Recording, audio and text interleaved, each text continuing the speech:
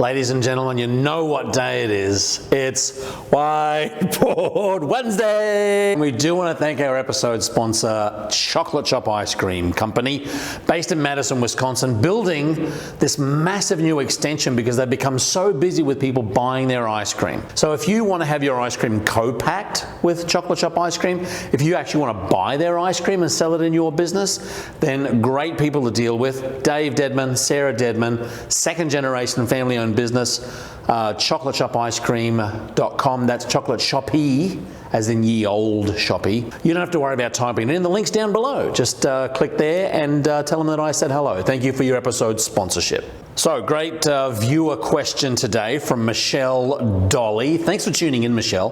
This is your question. Please consider doing a video on this. Oh, by the way, we didn't shing it.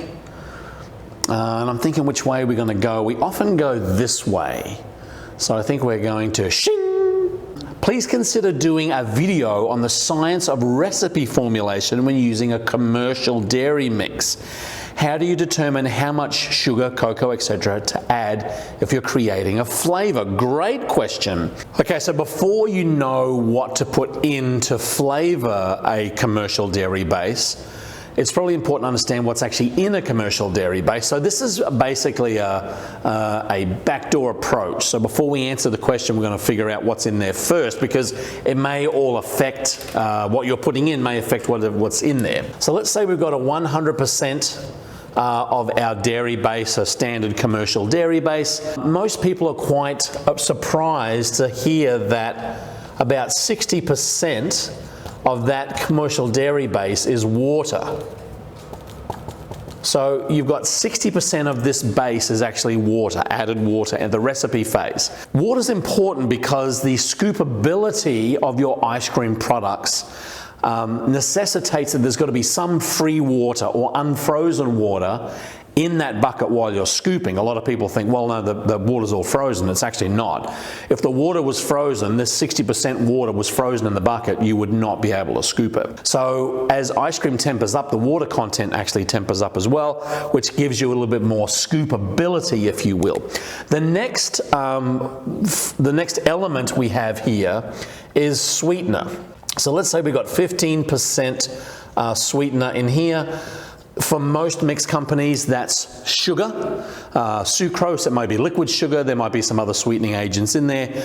But generally speaking, most dairy products, most commercial dairy mixes are around about 15 or 16% sweetener.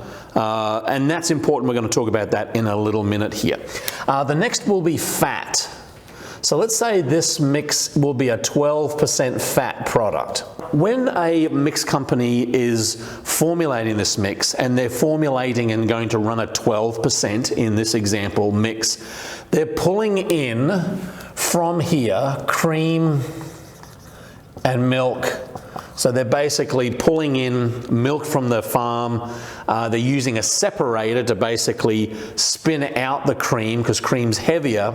But remember that most dairy cows, most cows are giving a 4 or 5% milk, which means you need a certain amount of milk in order to pull out to get, let's say, 12% fat out of that. So there's a lot of work in the background for this 12% fat that we're going with. And let's say we do a milk solids non-fat of 11%. Now, if you don't know what milk solids non-fat is, we did a video on that about a week or two ago. Madeline will link it down below here. That's important to know. That's your bulking agent. So it's basically a lot of the products that give your product or your ice cream body, things like whey protein, things like skim milk powder that don't add fat, but they add bulking to it. And then let's say in this particular recipe, we've got about 1.5% of egg yolk. So that might be a frozen custard mix, it might be a French vanilla mix or a New York vanilla mix that's got a little bit of egg yolk in there, mainly for emulsification or kind of a little bit with body. It doesn't really do much so far as flavor is concerned. And let's say we've got 1.5% here of stabilizer. Now, the good quality stabilizers that you're going to use, all natural stabilizers, you'll only need a very, very small portion because if it's a good quality product, it's doing the job with a very small portion. You shouldn't have more than 2 or 3% of this as a stabilizer blend, because it then changes the mouthfeel a little bit, and it's probably a poorer stabilizer blend so far as quality is concerned. So this is where we get our 100% mix. Again, 60% water, most people are quite surprised with that. 15% sweetener, again 15-16%. In this particular mix, 12% fat, 11% milk solids non-fat. You got 1.5% egg, and then 0.5% stabilizer. Why is it important to know this before you start adding product? Well, everything that you put into this mix here is actually going to change the freeze point of the mix. If you think, well, I'm going to put strawberry puree in here. Strawberry puree, strawberries in particular, are one of the highest water content fruits there are. Strawberries and watermelon, about 90-95% water. If you are pouring a lot of strawberry puree in, let's say out of a 2.5 gallon batch, you're pouring in 5 cups, 3 cups, 2 cups. With that 90% water, you are adding to the water content of this overall recipe, meaning that you're going to lose a little butter fat, maybe a little bit icier mouthfeel. So anything that's got high water content is going to decrease the butter fat. Let's say you wanted to add a syrup that you found at a local farmer's market, might be a local product, and that syrup has a pretty high sweetener ratio. When you add sweetened products, highly sweetened products to this mix, you're going to increase your sweetener. A lot of people don't know that sweetener is a freezer depressant. It'll depress the freezing point. So the more sweetener you add in here, the harder it's going to be for this particular recipe to freeze down. So you don't want to add a lot of water to the product.